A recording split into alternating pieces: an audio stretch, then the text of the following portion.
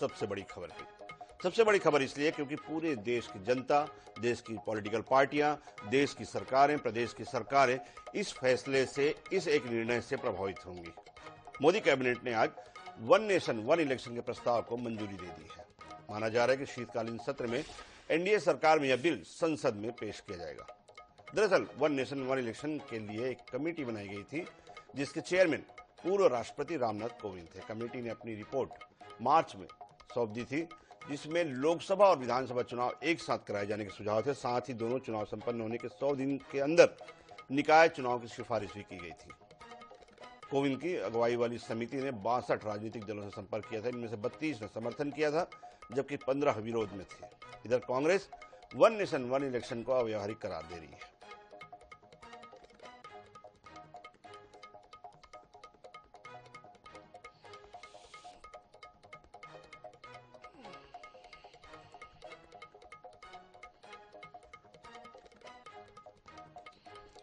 तो बड़ी खबर इस वक्त की जो है वो देश के लिए, तमाम जो राजनीतिक दलों के लिए और तमाम सरकारों के लिए, साथ ही जनता के लिए। दो सुधी प्रवक्ता मेरे साथ जुड़े हुए हैं, जाने माने प्रवक्ता हैं इस देश के। कांग्रेस से मेरे साथ जहां डॉक्टर अजय उपाध्याय जी जुड़े हुए हैं, तो वहीं मेरे साथ भाजपा से पूर्व प्रदेश उपाध्यक्ष, पूर्व सांसद, वर्तमान विधायक डॉक्टर चिंतामणि मालवीय जुड़े हुए हैं। आप दोनों का बहुत बहुत स्वागत है। डॉक्टर अजय उपाध्याय, शुरुआत आपसे करना चाहूंगा। भाई, तर्क ये है कि अगर ये लागू होता है वन नेशन वन इलेक्शन, तो खर्च में कमी आएगी, तमाम तरह के जो संसाधन है उनमें कमी आएगी, एक वोटर कार्ड बनेगा, तमाम तरह के तर्क दिए गए हैं। फिर वितर्क क्या है, ये आपसे जानना चाहेंगे। तो तीन बातें हैं। पहली बात है कि जो ये तर्क दिया जा रहा है कि राज्य चुनाव की लागत और राष्ट्रीय चुनाव की लागत में कमी आ जाएगी, तो 45,000 करोड़ रुपए का पूरा बजट है। संवैधानिक लोकतंत्र की रक्षा के लिए बहुत बड़ी कीमत नहीं। जब आप जानते हैं कि आज भाजपा ने चुनावी बॉन्ड घोटाले में यदि 62,092 करोड़ रुपए हासिल किए, और जिसे सुप्रीम कोर्ट ने भी असंवैधानिक बताया, सबने देखा, और भी ऐसे कई उदाहरण हैं। इस देश में जिस तरह मुद्रास्फीति बढ़ी है, जीडीपी में 1.5 की वृद्धि जो होनी चाहिए थी, वो कोविड अचानक लॉकडाउन करने के कारण खत्म हुआ, जिससे लगभग 2 लाख करोड़ रुपए का नुकसान इस देश को उठाना पड़ा। भाजपा की बहुत सारी नीतियों से देश को बहुत नुकसान उठाना पड़ा है। इन परिस्थितियों में मात्र 45,000 करोड़ रुपए के लिए संवैधानिक लोकतंत्र पर हमला, ये कहां तक न्यायोचित है? ये एक तरह से भाजपा का शगुफा है। फेडरलिज्म को कहीं न कहीं प्रश्न के दायरे में लाना है। और हम सब बार बार कह रहे हैं कि संविधान को बदलने की एक साजिश है, और उसी साजिश के तहत भाजपा फिर से एक नया अटेम्प्ट लेना चाहती है। पूरे प्रस्ताव जो प्रस्तावित लोग कैबिनेट ने आज किया है, उस पर हम जरूर एक बार डिटेल्स में देखेंगे। और शीतकालीन सत्र में जब ये बात आएगी, देश के लोकतांत्रिक मर्यादा को ध्यान में रखकर और फेडरलिज्म की जो संकल्पना इस देश में है, संवैधानिक लोकतंत्र कैसे बचे, राज्यों को अपना अधिकार है, केंद्र को अपना अधिकार है, इसमें कोई गलती न हो, और उन परिस्थितियों में हम देखेंगे। और एक बात अंतिम, बड़े मजाक करते हैं लोग। अब बताइए ना, जो आदमी 4 राज्य का चुनाव नहीं करा पाया एक साथ, अपने सियासी लाभ लेने के लिए हरियाणा और जम्मू कश्मीर का चुनाव करा के और महाराष्ट्र और झारखंड को छोड़ दिया, वो कितनी बड़ी बड़ी बातें दिखावे में कर रहा है। ये अपने आप में कितनी बड़ी हास्यास्पद भी है और एक हेडलाइन मैनेजमेंट का प्रयास है।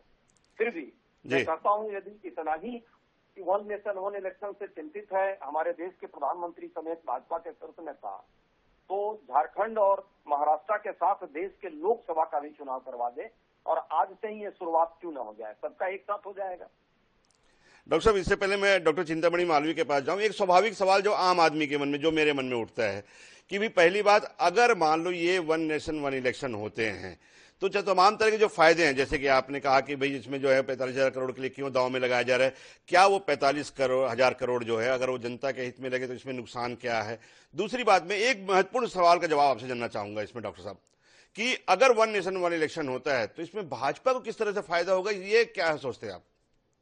क्योंकि भाजपा को फायदा होगा नहीं होगा, जिस तरह से लगातार सरकारों को तोड़ने का काम किया, और जिस तरह से आपने देखा है अधिकतर राज्यों में बहुमत को पलट करके वो सरकार बनाई है। भाजपा चाहती है कि वन नेशन वन इलेक्शन के नाम पे जो क्षेत्रीय पार्टियां हैं, जिनका अपना वर्चस्व है, जो अपने स्तर पर राज्यों की राजनीति में राज्यों के कहीं न कहीं जो उनकी इच्छा शक्ति है उसको अभिव्यक्त करती हैं। विविधता में एकता का जो एक देश का जो एक चरित्र है, उस चरित्र पर प्रश्न लगा है। क्योंकि भाजपा का जो सैद्धांतिक पक्ष आरएसएस है, आरएसएस बार बार प्रयास कर रही है कि वन नेशन वन इलेक्शन सिर्फ नहीं, एक देश एक नेता, सूट बूट वाला नेता हो, लंबा जुमला छोड़ने वाला नेता हो, झूठ बोलने वाला नेता हो, लेकिन एक ही नेता उसको चाहिए। विधान एक होना चाहिए। उत्तर दक्षिण पूरब पश्चिम इस देश में 2200 भाषाएं हैं। कल को कहा जाएगा कि एक ही भाषा आप बोलेंगे, कल को कहा जाएगा कि एक ही आप परिधान पहनेंगे, कल को कहा जाएगा कि एक ही खाना आप खाएंगे, और उसके बाद कहा जाएगा कि एक ही मूर्ति का पूजा आप करेंगे। ये है भाजपा का चरित्र और ये है आरएसएस के सैद्धांतिक पक्ष है।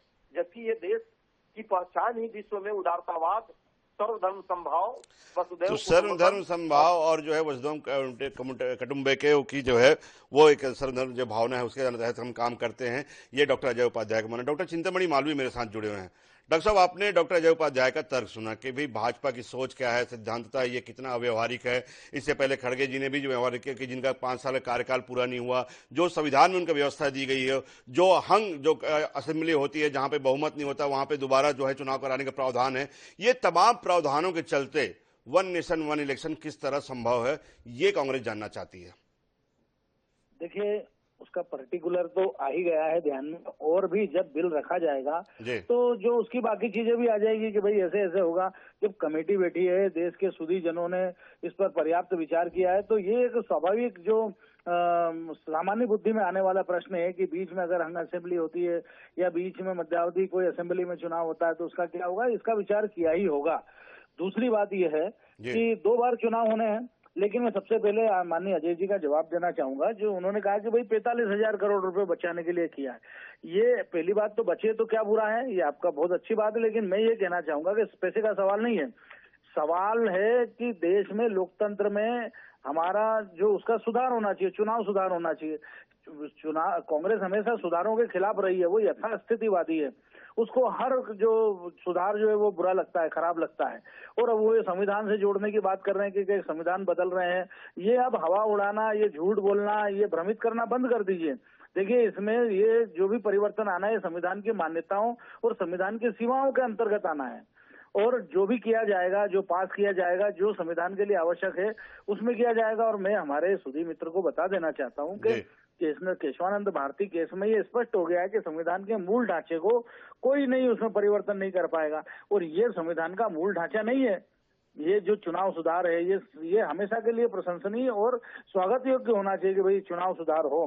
दूसरा ये है कि जब एक जगह जगह चुनाव होते हैं तो केवल उस प्रांत की प्रशासनिक व्यवस्था नहीं रुकती है, बल्कि दूसरे प्रांत के अधिकारी भी, महत्वपूर्ण बड़े अधिकारी उन प्रदेशों में चुनाव पर्यवेक्षक बन करके जाते हैं। तो 1 या 2 या 3 राज्यों के जब भी चुनाव होते हैं तो आसपास के 10 राज्यों के अधिकारी प्रभावित होते हैं, उनके काम प्रभावित होते हैं। तो ये एक, और इसके पहले तो भाई होते ही रहे। आप अगर कांग्रेस बीच में सरकारें न गिराती, गैर कांग्रेसी सरकारें, और यदि आपातकाल न लाए होते तो सब साथ चुनाव हो ही रहे थे, सारे चुनाव साथ में होते थे, तो ये गैर संवैधानिक कैसे हो गया। और तमाम इस तरह की एक नेता और एक धर्म, ये बहुत हल्की बातें और विचारहीन बातें इन्होंने की है। अच्छा डॉक्टर साहब, मैं आपसे एक सवाल पूछूंगा, फिर मैं अजय उपाध्याय जी के पास चलूंगा, शायद आपके जो जवाब से उनके पास कोई प्रश्न हो। एक सवाल डॉक्टर चिंतामणि मालवीय आपके उनके कि इसमें कांग्रेस को, अगर वन नेशन वन इलेक्शन होता है, कांग्रेस को अपना नुकसान किस तरह से दिख रहा है, क्या नुकसान होगा कांग्रेस को, क्या सोचती है कांग्रेस? देखिए, कांग्रेस का तो कांग्रेस जाने, लेकिन मैं इतना कह सकता हूं कि कांग्रेस को देश की एकता से भी नफरत है और देश में हर तरह के सुधार के खिलाफ कांग्रेस रही है। आप उठा करके देख लीजिए, जब भी कोई सुधार आया तो कांग्रेस ने उसकी खिलाफत की। इवन जीएसटी तक में, वो सदन में तो उसने समर्थन किया, लेकिन बाहर पूरे समय विरोध करती रही। तो एक देश एक कर आया तो उसका आप देखेंगे कि एकदम तेजी से बढ़ी।